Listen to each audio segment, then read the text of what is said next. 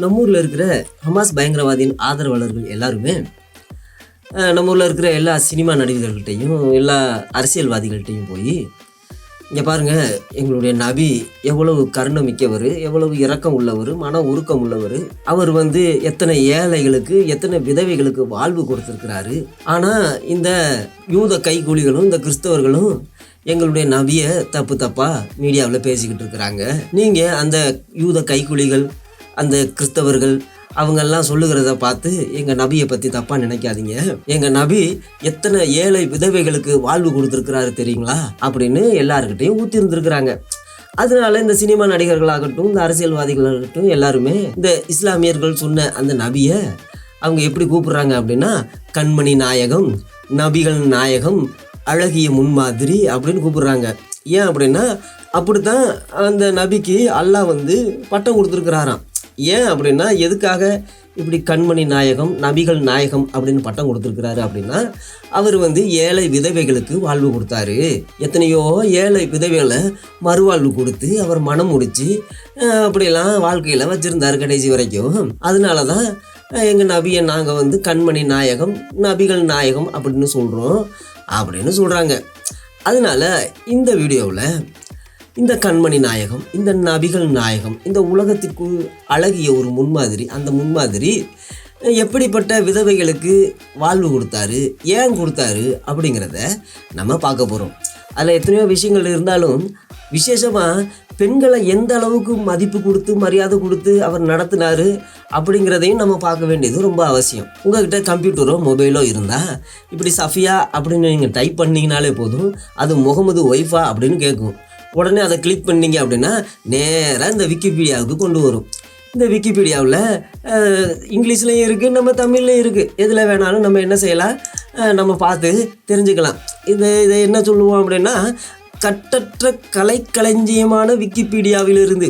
அப்போது கட்டற்ற கலைக்களஞ்சியம் முகமதுவை குறித்து, இந்த நபிகள் நாயகத்தை குறித்து பல கலைக்களஞ்சியங்களை இந்த விக்கிபீடியாவில் கூட எழுதியிருக்கு. அந்த ஹதீஸில் உள்ளதையும் அந்த குரானில் உள்ளதையும் தான் எழுதியிருக்கு.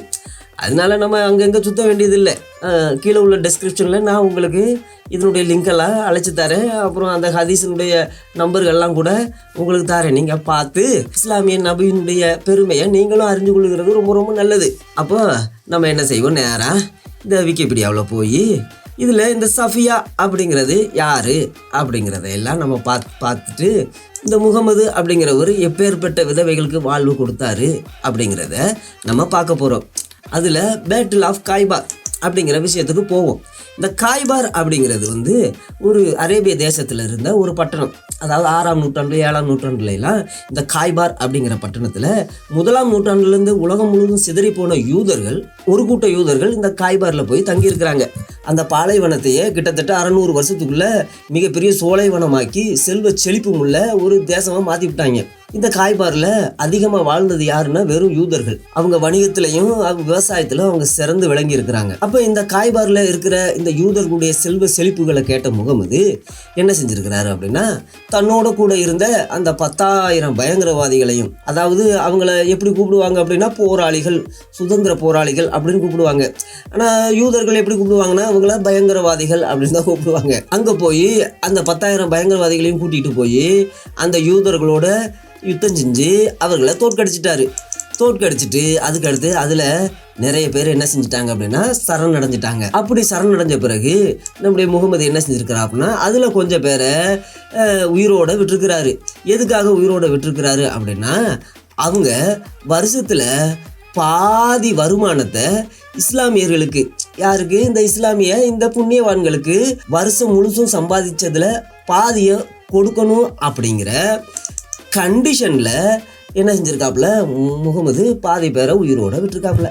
மற்றவங்களையெல்லாம் அநியாயமாக கொண்டு இருக்காப்புல. எப்படி கொண்டு இருக்காப்புல அப்படின்னா நோ மெர்சி. அதாவது இவரை எப்படி கூப்பிடுவாங்க அப்படின்னா இந்த நபிகள் நாயகத்தை மெர்சிஃபுல் சர்வெண்ட் அப்படின்னு கூப்பிடுவாங்க. இந்த உலகத்துக்கு மெர்சிஃபுல்லாக இரக்கமாக மன உருக்கமாக அனுப்பப்பட்ட ஒரு தீர்க்கதரிசி, ஒரு நபிகள் நாயகம் யார், இந்த முகமது. ஆனால் இவர் அங்கே யூதர்களை கண்டா அவர் இரக்கமெல்லாம் காணிக்கிறதுலாம் இல்லை. அவர் இரக்கமே காணிக்காமல் என்ன செஞ்சுருக்கிறாரு, முடிஞ்ச வரைக்கும் பாதி பேரை கொண்டுட்டாப்புல. பாதி பேர் போய் சரணடைஞ்சிட்டாங்க. அப்போ சரணடைஞ்சதுமே அவங்கள நீங்களாம் உயிரோடு இருக்கணும் அப்படின்னா என்ன செய்யணும், வருஷத்தில் பாதி சம்பாத்தியத்தை எங்கள் முஸ்லீம்கள், நாங்கள் யார் தெரியுமா, நாங்கள் இஸ்லாமியர்கள், நாங்கள் முஸ்லீம்கள், அல்லாவின் அடிமைகள், எங்களுக்கு தான் அந்த உலகத்தில் வாழ்கிறதுக்கு தகுதி, உங்களுக்கெல்லாம் கிடையாது. நீங்கள் இருக்கணும் அப்படின்னா உங்கள் சம்பாத்தியத்தில் பாதி எங்களுக்கு கொடுத்துட்டு நீங்கள் உலகத்தில் வேணும்னா இருக்கலாம். ஏன் அப்படின்னா முகமது கிட்ட இருந்த அந்த 10,000 பேருக்கும் ஒரு வேலையும் கிடையாது. அவங்களுக்கு விவசாயமும் தெரியாது, அவங்களுக்கு தொழிலும் தெரியாது, ஒன்றும் தெரியாது. இப்படியே போக எங்கள் மதத்துக்கு வா, இல்லை அப்படின்னா வரியை கட்டு அப்படின்னு சொல்ல, அப்போ வரல அப்படின்னா அவங்கள வெட்டி கொண்டுட்டு அவங்க வீட்டில் உள்ளதெல்லாம் தூக்கிட்டு வர, அப்புறம் மதத்துக்கு வந்துட்டாங்கன்னா அதில் என்ன செஞ்சுறது, வரியை வாங்கிக்கிறது, சம்பாத்தியத்தில் பாதியை நீ கொடு அப்படின்னு சொல்லி வாங்கிக்கிறது.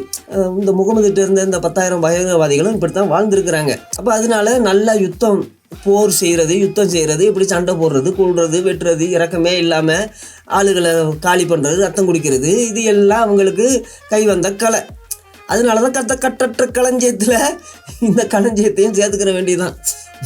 அப்போது இதுதான் இப்படி தான் வாழ்ந்துருக்குறாங்க அந்த 10,000 அந்த புண்ணியவான்களும். இந்த புண்ணியவான்களை உருவாக்குனவர் அந்த நபிகள் நாயகம்.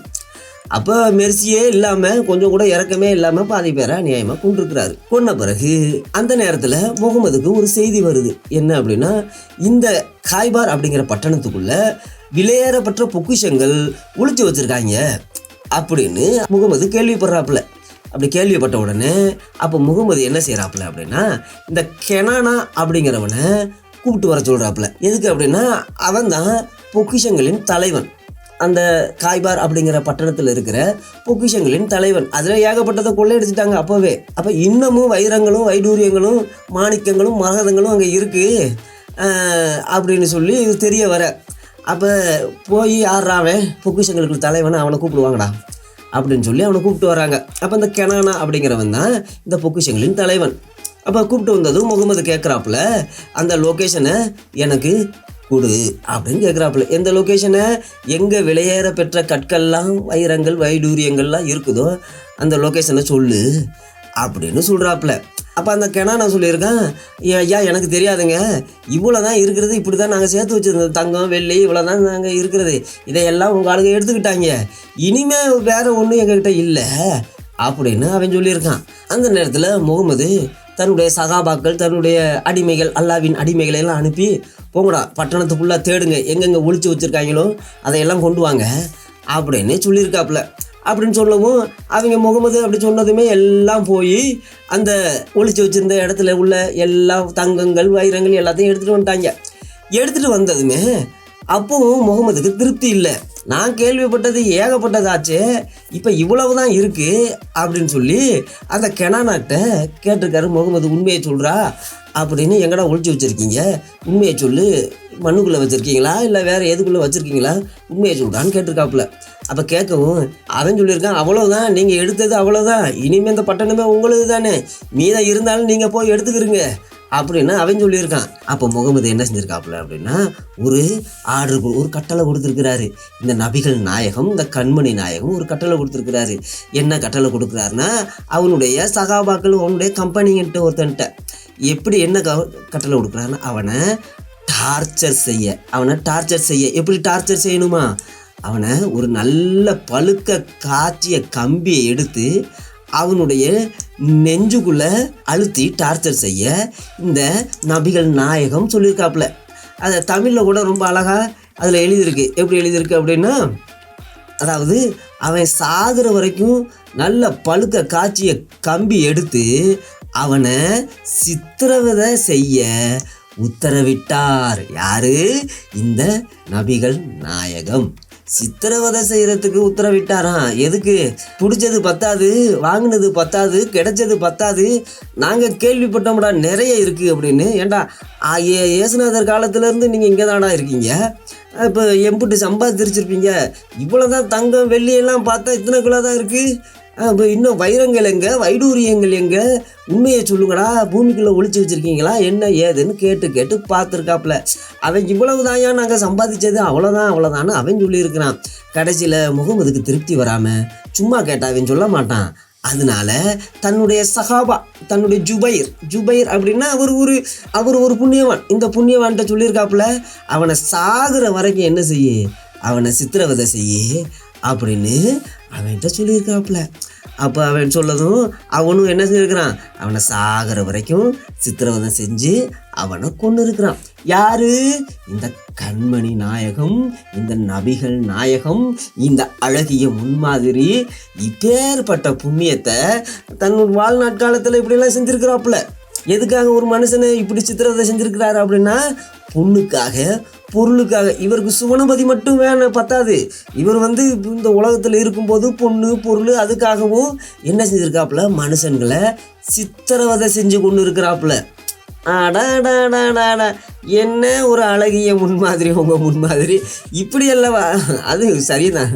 இப்படியெல்லாம் கொடூரங்கள் நடந்து கொண்டிருக்கும்போது அந்த நேரத்தில் இவன் அப்போ தான் செத்துருக்கிறான் அந்த கெனானா அப்படிங்கிறவன். செத்த நேரத்தில் இப்போ முகமதுனுடைய இன்னொரு புண்ணியவன் அவர் முகமதுக்கிட்ட கேட்டிருக்காப்புல. என்ன கேட்டிருக்காப்புல அப்படின்னா, எனக்கு ஒரு அடிமை பெண்ணு வேணும் முகமது, என் நபியே, அழகிய முன்மாதிரியே, என் கண்மணி நாயகமே, எனக்கு ஒரு அடிமை பெண்ணு வேணும் அப்படின்னு சொல்லி கேட்டிருக்காப்புல. கேட்கவும் அப்போ முகமது அவர் தான் அழகிய முன்மாதிரியாச்சு, அவர் தான் இரக்கமும் உருக்கமும் மெர்சிஃபுல் சர்வெண்ட் ஆச்சு. அதனால உடனே தன்னுடைய நண்பன் கேட்டதுமே, போய் எடுத்துக்க, யார் உனக்கு வேணுமோ அவரை எடுத்துக்க அப்படின்னு சொல்லியிருக்காப்புல. அப்போ இந்த திகியா என்ன செஞ்சிருக்கான், ரொம்ப வேகமாக போய் அந்த சஃபியா அப்படிங்கிற பெண்ணை எடுக்கிறதுக்காக தன்னுடைய அடிமையாக, தன்னுடைய பாலுறவுக்கு அடிமையாக, வீட்டுக்கு அடிமையாக வச்சுக்கிறதுக்காக வேகமாக எடுக்க போயிருக்கிறான். ஏன் அப்படின்னா, இந்த சஃபியா அப்படிங்கிறது தான் இந்த கெனானாவுடைய மனைவி. இவளுக்கு வயசு வெறும் 17. இவ அந்த காய்பார் அப்படிங்கிற அந்த பட்டணத்திலேயே ஒரு அழகி. இந்த அழகி இந்த கெனானா அப்படிங்கிறவனுடைய மனைவி. கல்யாணமாகி 6 மாதம்தான் ஆகுது. ஆனால் அதுக்குள்ள இவனை அநியாயமா இந்த நபிகள் நாயகம் பழுக்க காய்ச்சின கம்பியை வச்சு நெஞ்சில் அழுத்தி கொண்டுட்டாப்புல. அதுவும் சாதாரணமாக கொள்ளல, சித்திரவதை செஞ்சு கொண்டு இருக்காப்புல. இந்த புண்ணிய மதத்தினுடைய விசேஷம் என்ன அப்படின்னா, சாதாரணமாக கொள்றதுல எல்லாம் அவங்களுக்கு இஷ்டம் கிடையாது. கொல்லும்போது கொடூரமாக சித்திரவதை செஞ்சு கொல்லணும். அதில் தான் அவங்களுக்கு ஒரு சந்தோஷம், திருப்தி. அப்போ தான் அவங்களுக்கு சோனபதியில் நிறைய கன்னிகைகள்லாம் கிடைக்கும். அதனால இவங்களும் அந்த மாதிரி தான் செய்வாங்க. அந்த நேரத்தில் முகமதுக்கிட்ட ஒருத்தன் போட்டு கொடுத்துட்டான். என்ன போட்டு கொடுத்துட்டானா, ஐயா முகமது, நீங்கள் என்ன இப்படி இருக்கீங்க, அந்த சஃபியாங்கிற பொண்ணு அவனுக்கு போய் கொடுத்துட்டீங்க அப்படின்னு கேட்டிருக்கான். அவன் ஒரு அடிமை வேணும்னு தானே கேட்டான் அப்படின்னு முகமது சொல்ல, அது அடிமை இல்லைங்க, அவ பயங்கரமான அழகி அப்படின்னு சொல்லியிருக்கான். எப்படிப்பட்ட அழகி? பயங்கரமான அழகி. இவன் ஒரு மூஞ்சி அப்படின்னு அவனை போய் அவளுக்கு கல்யாணம் பண்ணி கொடுக்க போறீங்களே, அவ உங்களுக்கு தான் ஃபிட் ஆகும். யாருக்கு ஃபிட் ஆகும்? உங்களுக்கு தான் ஃபிட் ஆகும் அப்படின்னு சொல்லியிருக்காப்புல. ஏன்னா அப்போ முகமதுக்கு கிட்டத்தட்ட 62 வயசு. இதை கேட்டதுமே, இந்த அழகை பற்றி சொன்னதுமே நம்முடைய அழகிய முன்மாதிரி என்ன செஞ்சுருக்காப்புல அப்படின்னா, முதல்ல போய் அவனை கூட்டிகிட்டு வாங்க அப்படின்னு சொல்லியிருக்காப்புல. அப்போது இவங்கெல்லாம் வேகமாக போய் அந்த சஃபியாவை தொட்டும் தொடாமல் பட்டும் படாமல் கூட்டிகிட்டு வந்திருக்காங்க.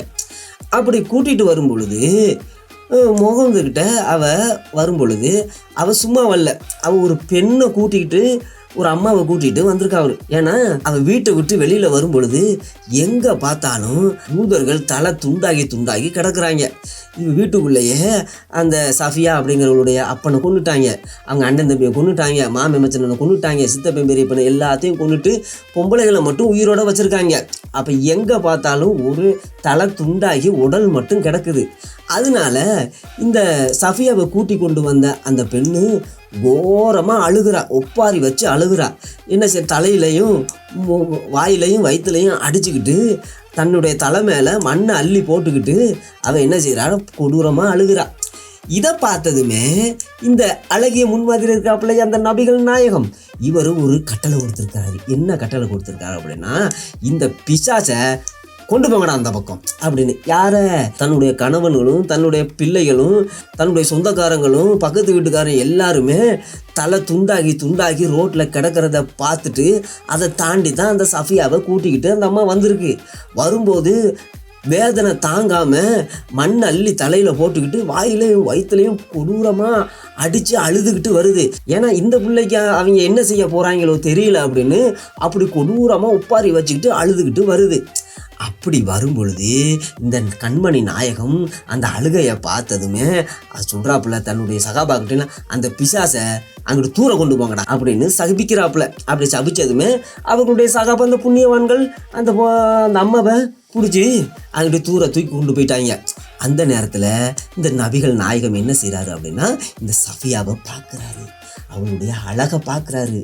அழகை பார்த்ததுமே அவளை தனக்காக எடுத்துக்கொள்ளுகிறாரு. அதுக்காக இந்த திகியாக்கிட்ட சொல்கிறாரு, நீ போய் வேற ஏதாவது அடிமை பெண்களை எடுத்துக்க அப்படின்னு சொல்லிட்டாப்புல. சொன்னதுமே இந்த திகியா என்ன செஞ்சுருக்கான் அப்படின்னா, அந்த சஃபியாவுக்காக வேற 7 அடிமை பெண்களை, யூத பெண்களை அடிமைகளாக அவன் எடுத்துக்கிட்டான். அதுக்கப்புறம் இந்த நபிகள் நாயகம் என்ன செஞ்சுருக்கிறாரு அப்படின்னா, அந்த சஃபியாவை மேரேஜ் பண்ணிட்டாராம். எப்படி அப்போ தான் அவங்க அப்பனையும் கொண்டு, அவங்க அண்ணன் தம்பியெல்லாம் கொண்டு, சொந்தக்காரங்களெல்லாம் கொண்டு, அவன் புருஷனை பழுக்க காய்ச்சின கம்பியை வச்சு நெஞ்சுக்குள்ளே அழுத்தி அவனையும் கொண்டுட்டு இப்போ இவளை கூப்பிட்டு இந்த கண்மணி நாயகம் என்ன செஞ்சுருக்கிறாராம், கல்யாணம் பண்ணியிருக்கிறாராம். கல்யாணம் பண்ணிவிட்டு அதுக்கடுத்து நேராக பெட்டுக்கு கூட்டிகிட்டு போயிருக்கிறாரு. யாரை? இந்த சஃபியாங்கிற இந்த 17 வயசு பெண்ணை. அவன் வேதனை தாங்காமல் தனக்கு என்ன நடக்கும்னு தெரியாமல் இந்த கண்மணி நாயகம் சொல்கிறது படியெல்லாம் தன்னை கொன்றுவானோ அப்படின்னு பயந்துக்கிட்டு பின்னாடியே போயிருக்கா. போனதும் அந்த நேரத்தில் இவளுக்கு வயசு 17 வயசு. அப்போ என்ன நடந்திருக்கு அப்படின்னா, இந்த முகமது அப்போவே என்ன செஞ்சிட்டாருன்னா, அந்த சஃபியாவை கூட்டிக்கிட்டு அந்த காய்பார்லேருந்து மெதினாவுக்கு கிட்டத்தட்ட ஒரு 150 கிலோமீட்ரு. அப்போ முகமது என்ன செஞ்சு தன்னுடைய சகாபாக்களை எல்லாம் கூட்டிக்கிட்டு வாங்கடா போவோம் அப்படின்னு, இனிமேல் வருஷம் அவங்க நமக்கு சம்பாத்தியத்தில் பாதியெல்லாம் கொடுத்துருவாங்க, கொடுக்கல அப்படின்னா அவங்களையும் தலையை விட்டு கொன்னுருங்க அப்படின்னு சொல்லிட்டு சஃபியா கிடைச்ச இந்த பேரழகி கிடைச்ச சந்தோஷத்தில் அவளை தூக்கி குதிரையில் வச்சுக்கிட்டு வேகமாக வாராப்புல. வந்ததுமே அந்த காய்பாருக்கும் மதினாவுக்கும் இடையில வந்ததுமே ஒரு 3 நாள் அங்கே தங்குறாப்புல. தங்கி இந்த அப்பனை பறி கொடுத்து, அண்ணன் தம்பியை பறி கொடுத்து, புருஷனை பறி கொடுத்து, வேதனையில் புத்தி பேதலிச்சு போயிருக்கிற வயதுள்ள இந்த யூத பெண்ணை என்ன செஞ்சுருக்காப்புல அப்படின்னா, இவளுக்கு அலங்காரம் பண்ணுங்கடா அப்படின்னு சொல்லியிருக்காப்புல.